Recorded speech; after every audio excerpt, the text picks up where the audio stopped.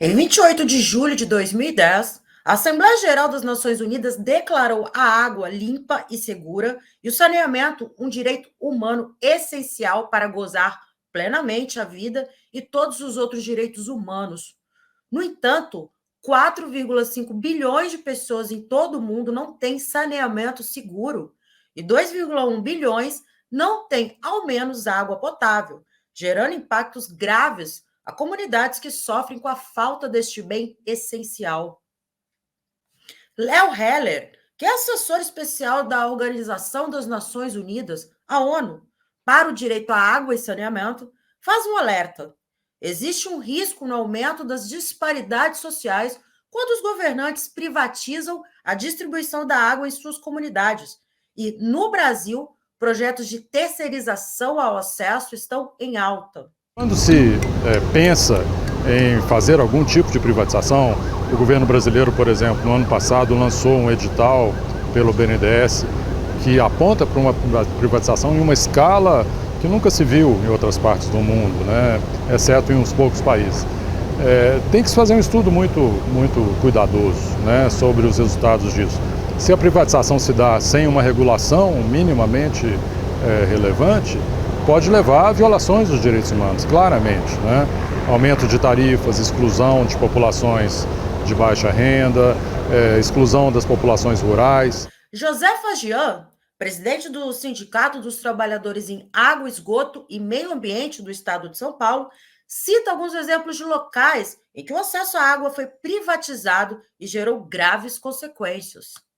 Inclusive, aqui no Brasil hoje, a gente vai na lógica, aliás, a gente vai na contramão do que acontece no mundo, porque hoje a gente tem no mundo um processo de reestatização do serviço de saneamento. A França, por exemplo, que foi um dos países que primeiro começou esse processo de privatização, eles hoje têm 106 casos de reestatização do serviço de saneamento, inclusive Paris, né, foi reestatizado porque os serviços de saneamento de água, eles são o que a gente chama de monopólio natural, ou seja, né, pela característica do serviço, você não consegue ter duas empresas, você não consegue ter duas redes de água passando na frente da sua casa para você optar em se conectar a uma ou a outra, né? Então, portanto, é um monopólio natural.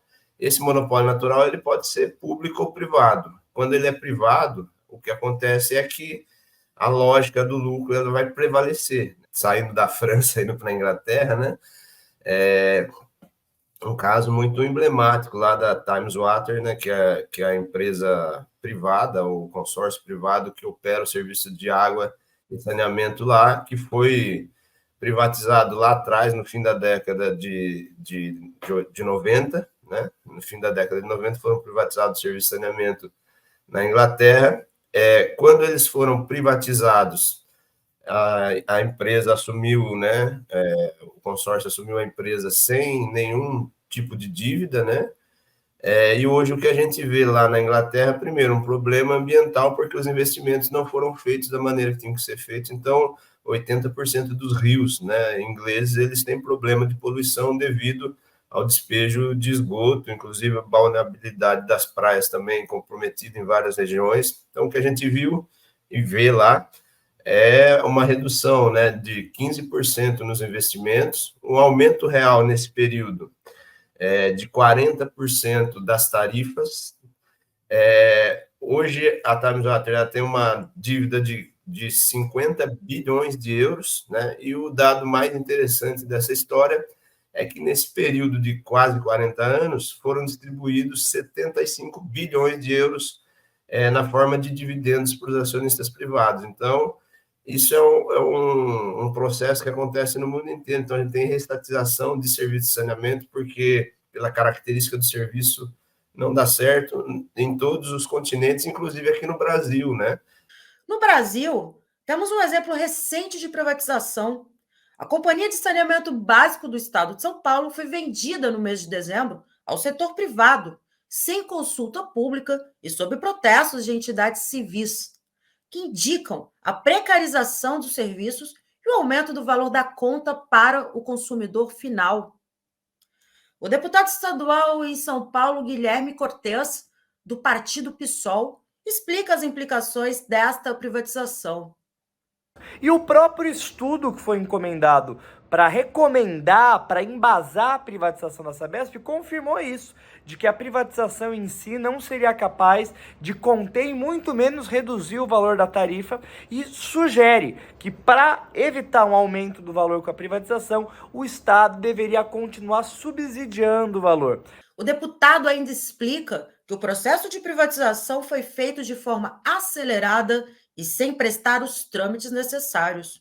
O projeto ele passou a um só tempo em 3 comissões na Assembleia. Sequer as comissões para a qual ele foi distribuída discutiram individualizadamente, e outras comissões importantes, como é o caso da Comissão de Administração Pública, que tem a competência de analisar as matérias que dizem respeito às empresas públicas, desestatização, relações de trabalho, ou a Comissão de Meio Ambiente, que tem a competência de analisar a matéria em relação aos recursos hídricos do Estado, como é o caso do acesso à água, saneamento básico, ao tratamento de água, foram deixados de fora desse processo. Então foi um processo que, desde que chegou na Assembleia Legislativa pelo instrumento errado, foi extremamente atropelado, afobado e com as mínimas possíveis espaços de diálogo com a população.